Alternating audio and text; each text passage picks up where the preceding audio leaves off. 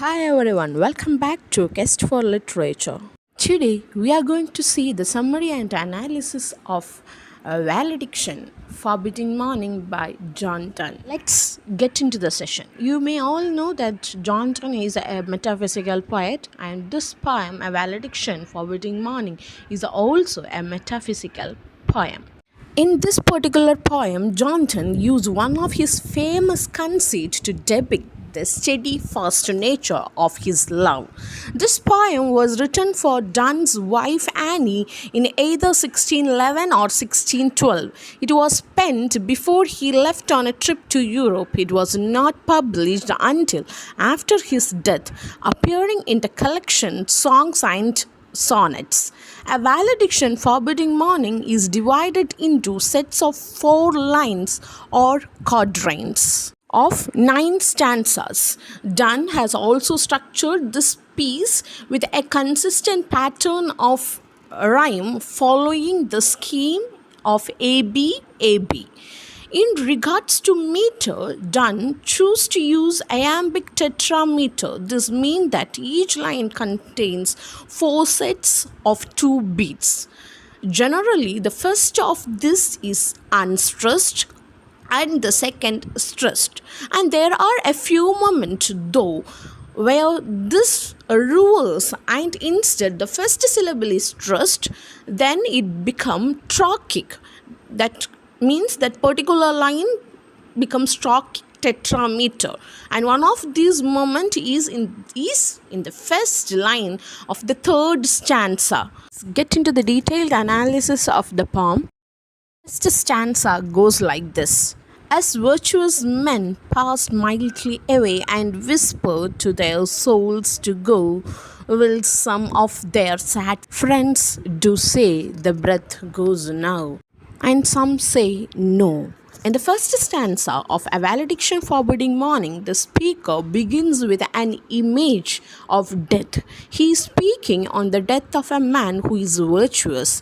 Due to his good nature, his death comes peacefully. Donne compares dying in this instant to whisper one's soul away. There is nothing traumatic about it. Here, whisper is a perfect example of onomatopoeia. The word sounds or resembles the noise it represents. The dying man is not alone. There are sad friends around his bed who is unable to decide whether or not the man is dead. His final moments are so peaceful that there is no sign to tell the onlookers the end has come. They speak to one another, asking if the breath goes now or not. In stanza goes like this: so let us melt and make no noise, no tear floods, no sigh tempest move, the were profanation of our joys to tell the laity our love. The second stanza might come as something of a surprise to readers unused to Donne's complicated use of conceit. Rather than explaining the first stanza was all about, it adds additional information. The speaker is comparing the peaceful death of a virtuous man to the love he shares with the intended listener. When they separate, they do so without the tear floods and sigh tempest of the shallow.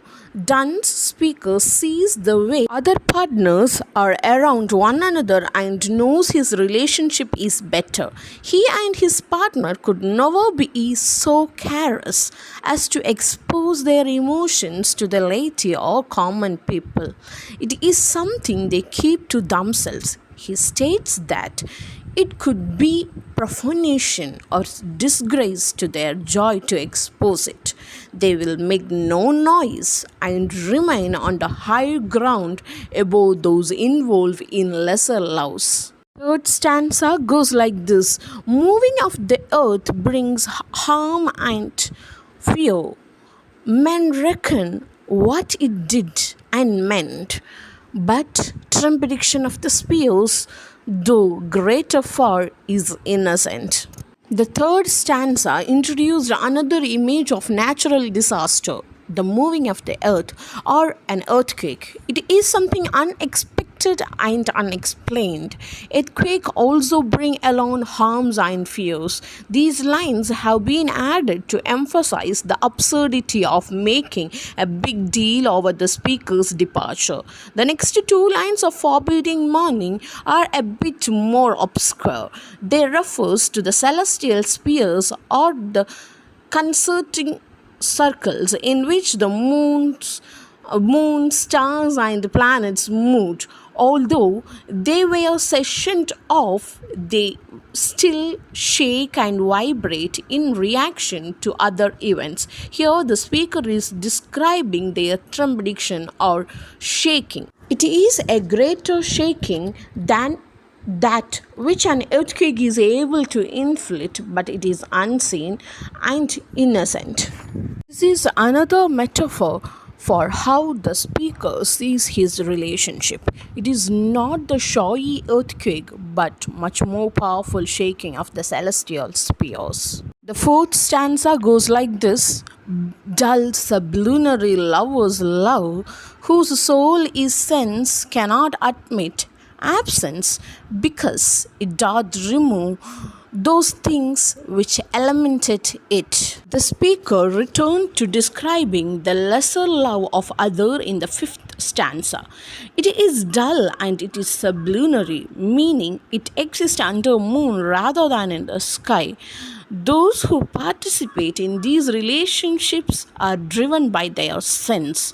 The soul of relationship is based on what one's senses can determine.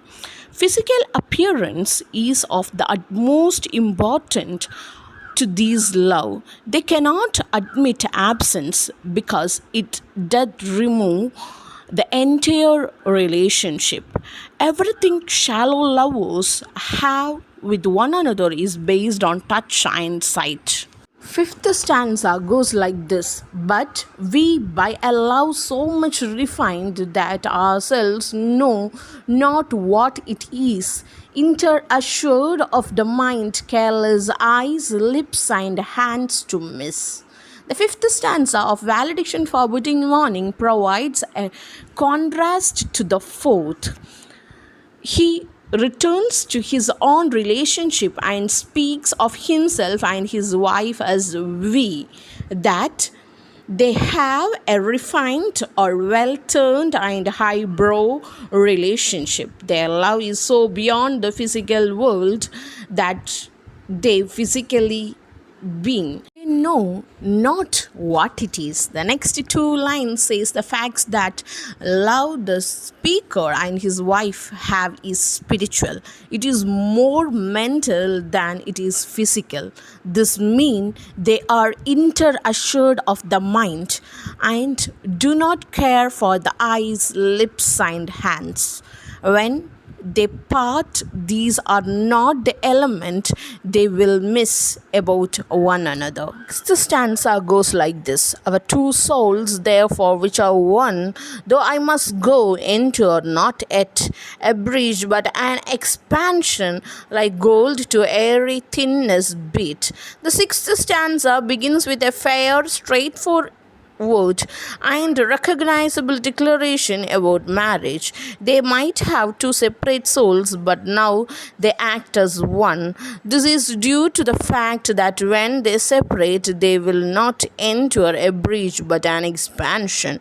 Their love will stretch as gold does when it is beaten thin.